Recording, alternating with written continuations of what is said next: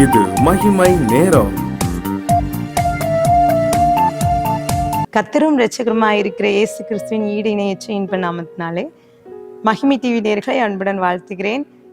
மகிமை நேர நிகழ்ச்சிக்கு உங்களை அன்புடன் வரவேற்கிறேன். நாம் தொடர்ந்து நமக்குள்ளே ஏற்படும் 7 விதமான மாற்றங்கள் என்ற தலைப்பின் கீழே தியானித்து வருகிறோம். இன்றைக்கு வசனம் சொல்கிறது, சங்கீதம் 39:2 நான் மௌனமாகி ஊமையனாயிருந்தேன், நலமானதையும் பேசாமல் அமர்ந்திருந்தேன், ஆனாலும் என் துக்கம் அதிகரித்தது. இன்றைக்கு துக்கம் மாறணும். சில நேரங்கள்ல கர்த்தராகிய இயேசு கிறிஸ்துவை விசுவாசிக்கிறோம், ஆண்டுடைய பிள்ளைகள், நம்ம ஆலயத்துக்கு வரோம், ஜெபிக்கிறோம், அநேக காரியங்கள்ல இருக்கோம். ஆனா சில நேரங்கள்ல துக்க முகத்தோடு இருக்கிறோம். இத்தனை பேர் இந்த வார்த்தையை கேட்டுக்கொண்டு இருக்கிற உங்களுக்குள்ளாகவே ஒரு துக்கம் இருக்கிறது. ஏதோ ஒரு காரியத்தை நினைச்சு துக்கத்தோடு இருக்கீங்களா? ஆண்டவர் இன்றைக்கு நம்மிடம் எதிர்பார்க்கிற ஒண்ணு துக்கம் மாறணுமா. சிலர் பார்த்தீங்கன்னா எப்போ உம்முண்டே இருப்பாங்க. ஏன்னா அவர்களுக்கு நிறைய காரியங்கள், அவர்கள் வாழ்க்கையில நடந்த சம்பவங்களை நினைச்சு துக்கத்தோடு இருப்பாங்க. சந்தோஷங்கிறது அவங்களுக்கு இல்லாதது போல. ஆனால் இன்றைக்கு கர்த்தர் துக்கத்தை மாற்ற வேண்டும் என்று நினைக்கிறார். சங்கீதம் 38:17 நான் தடுமாறி விழ ஏதுவாயிருக்கிறேன், என் துக்கம் எப்போது என் முன்பாக இருக்கிறது.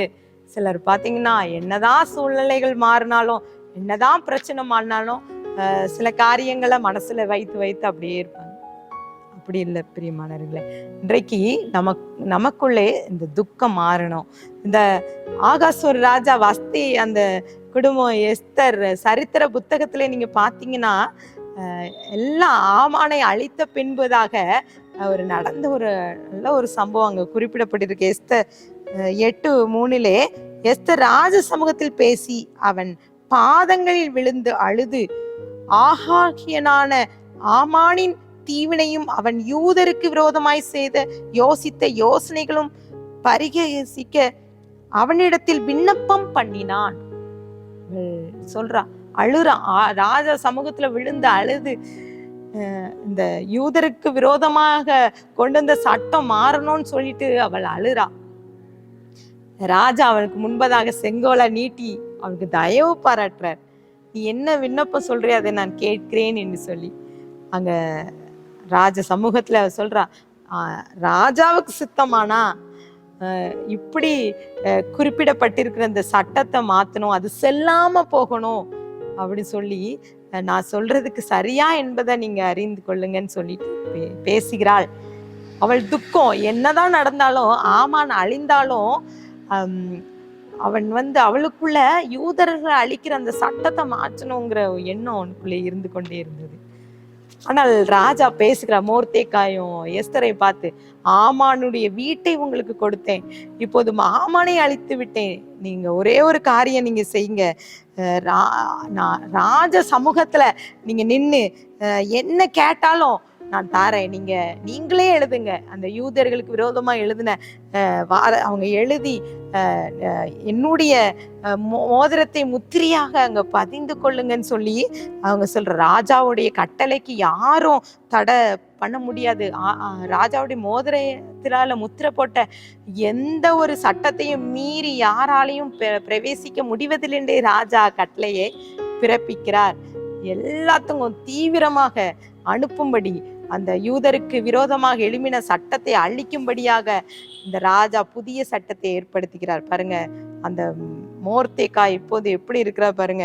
எஸ்தர் 8:15-17 பார்த்தீங்கன்னா, அப்பொழுது மோர்தேக்காய் இளநீளமும் வெள்ளையுமான ராஜ வஸ்திரமும் பெரிய பொன்முடியும் பட்டும் இரத்தாமரமும் அணிந்தவனாய் ராஜாவின் இடத்திலிருந்து புறப்பட்டான். சூசான் நகரம் ஆர்ப்பரித்து மகிழ்ந்தது.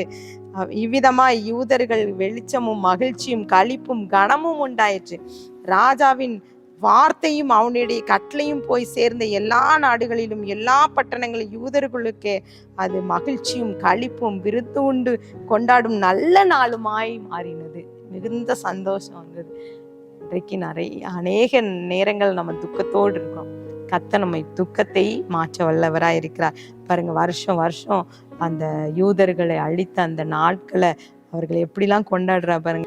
எஸ்தர் 9:21 வருஷந்தோறும் ஆதார் மாதத்தின் 15ஆம் தேதிகளை யூதர்கள் தங்கள் பகைஞருக்கு நீங்களாக்கி இளைப்பாறுதல் அடைந்த நாட்களாகவும் அவர்கள் சஞ்சலமும் சந்தோஷமாகவும் அவர்கள் துக்க மகிழ்ச்சியா மாறின மாதமாக ஆசிரித்தார்கள் என்று அங்க குறிப்பிடப்படுது. ஒவ்வொரு வருஷமும் நாட்களும் அவங்க பட்ட அந்த துன்பத்தை அவங்க நினைத்து சந்தோஷப்பட்டாங்களாம். பாருங்க, இன்றைக்கும் கூட அநேக நேரங்கள்ல நம்ம கடந்து வந்த பாதைகளெல்லாம் நினைச்சு, நம்ம அடைந்த துக்கத்தெல்லாம் நினைச்சு, இன்றைக்கு கத்துற சந்தோஷத்தை அவர் தருவார், நம்ம வாழ்க்கையில தந்து கொண்டே இருக்கிறார். எத்தனை பேர் அதை உணர்றோம்? யூதர்களுக்குள்ளே ஒரு பயம் வருது, கர்த்தருக்கு பயப்படுகிற பயம் தேசத்துல அங்க இருக்கிற ஜனங்களை பிடிச்சிட்டு, அதனால ஜனங்கள் எல்லாரும் யூத மார்க்கத்துக்கு மாறினார்களாம். பிரியமானவர்களே, இன்றைக்கு கர்த்தர் உங்க துக்கத்தெல்லாம் மாற்ற வல்லவரா இருக்கிற யோவான் 16:20 மெய்யாகவே மெய்யாகவே நான் உங்களுக்கு சொல்கிறேன், நீங்கள் அழுது புலம்புவீர்கள், உலகமோ சந்தோஷப்படும், நீங்கள் துக்கப்படுவீர்கள், ஆனால் உங்கள் துக்கம் சந்தோஷமாய் மாறும். இன்றைக்கு நமக்குள்ள இந்த துக்கத்தை மாறணும். இந்த ஆகாசோர் ராஜா வஸ்தி, அவனுடைய எஸ்தர் ராஜாத்தை அந்த சரித்திர புத்தகத்துல குறிப்பிடப்பட்டிருக்கிற 7 விதமான மாற்றங்கள், அந்த மாற்றம் நம்மள வரணும். பாருங்க, 7 காரியங்களை வாசிக்கிறேன். கோபம் மாறணும், துர்ஆலோசனை மாறணும், பகை மாறணும், ஜெபக்குறைவு மாறணும், அன்பற்ற தன்மை மாறணும், பெருமை மாறணும், இன்னும் துக்கம் மாறணும். இந்த இத்தனை காரியம் நமக்குள்ள மாற்றம் வர வேண்டும். இந்த மாற்றத்தை கர்த்தர் இன்றைக்கு உங்கள்ல இருந்து வெளிப்பட விரும்புகிறார்.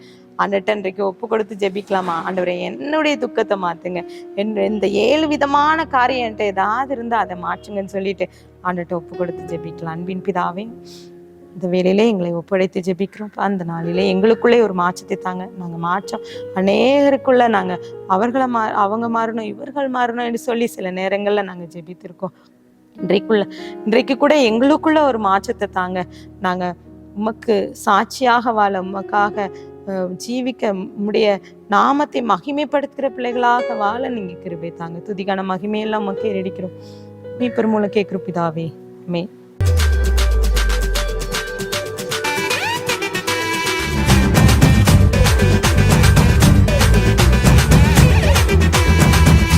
மகிமை